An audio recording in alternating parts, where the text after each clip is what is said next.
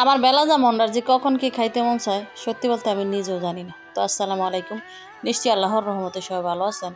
তো এই তো আজকে শুটকির চাটনি করবো। তো এখানে শুটকি, পেঁয়াজ কেটে নিয়েছিলাম, মরিচ, তারপরে যে পেঁয়াজ রসুন আর গুঁড়া মশলা নিয়েছিলাম।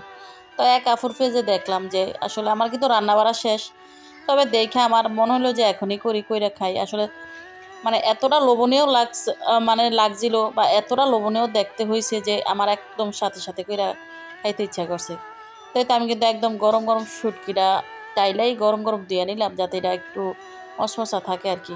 তো গরম গরম ধুইলে মনে হয় যে একটু ময়লারও তাড়াতাড়ি যায় আর কি, শুটকি একটু ভালো করে ধুয়ে নিলে কিন্তু ভালো হয়। তাই তো শুটকিটা ধুয়ে নিলাম, আর সাথে কিন্তু মরিচটা একটু ধুয়ে নিলাম, আর যাতে একটু নরম হয় পানি দিলাম, কারণ বাড়তে কিন্তু সহজ হইব।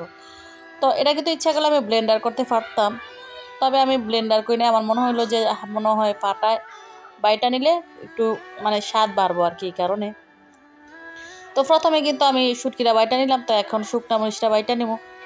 তো আসলে যে কোনো কিছু হাতে এভাবে বাইটা করলেই মনে হয় যে একটু স্বাদ দ্বিগুণ হয়। আর এখন তো মোটামুটি সবাই ব্লেন্ডার ইউজ করে, তো আমি আজকে একটু কষ্ট করে হইলো ফাটায় বাইটা নিলাম, যাতে একটু খাইতে ভালো লাগে। তো পেঁয়াজ রসুনও বাইটা নিছে, সাথে এখন একটা টমেটো দিছিলাম, টমেটোটা কিন্তু বাইটা নেব।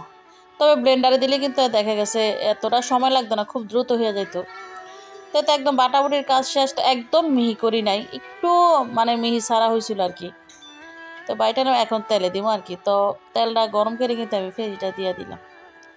তবে আসলে আমার এইসবই খাইতে মন চায়, শুটকি বা ভর্তা এইসব দেখলে বেশি ইচ্ছা করে যে খাওয়ার জন্য। তো তো আমি যেহেতু মরিচ দিয়েছিলাম, শুকনা মরিচ অনেকটা, সিটিং মরিচ বললে এগুলাকে, তাই মরিচটা কিন্তু খুবই জাল হয়। তো তেলের মধ্যে কিন্তু এটা বাইজা নিলে, মরিচটা বাইজা নিলে জালটা একটু কমা যায়।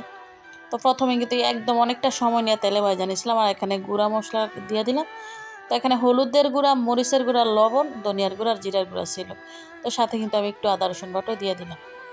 তো দিয়া যতটা সম্ভব তেলের মধ্যে প্রথমে বাইজা নিছি, এরপরে পানি দিয়ে দিলাম, দিয়ে এখন জাল করে নিব আর কি। কষানো বলেন আর একবারে রান্না করা বলেন, একদম হয়ে যাবে। তা আসলে মাঝে মাঝে কোনো রেসিপি সামনে আসলে আমার দেখলে খুবই খাইতে ইচ্ছা করে, আর আমি চেষ্টা করি সাথে সাথে করে খাওয়ার। আর এই তো ধনিয়া পাতা দিয়ে দিলাম। তো এই বিলাতি ধনিয়া পাতাটা কিন্তু এই শুটকিটার স্বাদ একদম দ্বিগুণ করে দেয়। তো দেখেন এতটা লোভনীয় হয়েছে, লোভনীয় না, আমি কিন্তু এই যে ভর্তা বানানোর সাথে সাথে এই কড়াইয়ের মধ্যে গরম ভাত নিয়ে খাইছিলাম, এতটা টেস্টি হয়েছে। আসলে আমি যদি সবাই খাওয়াইতে পারতাম তো আমার খুব ভালো লাগতো, তবে সবাই তো খাওয়া সম্ভব না। তো আমি রেসিপিটা দিয়ে দিলাম, সবাই একটু বানিয়ে খাইবেন কষ্ট করে, সত্যি অনেক টেস্টি। আর যেহেতু ভিডিও করে একটু ডেকোরেশন করলাম, কয়েকটা ধনিয়া পাতা রেখে একটু সাজাই নিলাম আর কি। তো এটাও হচ্ছে আর কি শখ, ভালো লাগা থেকে এটা করা আর কি। তো ধন্যবাদ সবাইকে, ভালো থাকবেন সবাই, আল্লাহ হাফেজ। খাইতে ইচ্ছা করলে অবশ্যই কইরা খাইবেন।